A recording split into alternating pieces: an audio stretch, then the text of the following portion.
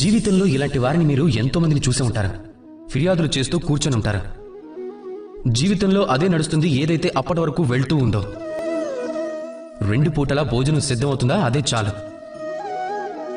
మన జీవితం మనకి ఇదే ఇస్తుంది, ఏదైతే అప్పటి నుండి మనకి దొరుకుతుందో. ఆందోళనగా ఉంటారు, వారి సంసారం ఎందుకు పెరగటం లేదు అని. ఆందోళనగా ఉంటారు, వారి శ్రేయస్సు ఎందుకు పెరగడం లేదు అని. ఇక అది జరగనప్పుడు ఆ దోషాన్ని విధి మీదకు తోసేస్తూ ఉంటారు, లేక ఇతర వ్యక్తుల మీదకి. మీరు 2 నిమిషాల పాటు మీతో మీరు ఉండండి, మీతో మీరు మాట్లాడుకోండి, కొంచెం ఆలోచించండి, మీకు అర్థం అవుతుంది. ఈరోజు మీకు అదే లభిస్తుంది, ఏదైతే మీకు సదా దక్కుతూ ఉందో. ఎందుకంటే మీరు అదే పనిని చేస్తున్నారు, ఏదైతే సదా చేస్తూ వస్తున్నారో.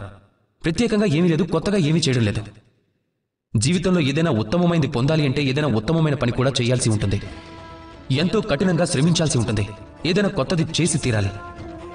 ఒకవేళ మీరు ఏదైనా ఆవు నుంచి పుష్టికరమైన పాలని ఆశిస్తున్నట్లయితే అయితే దానికి ఆహారాన్ని కూడా పోషకంగానే ఇవ్వాల్సి ఉంటుంది.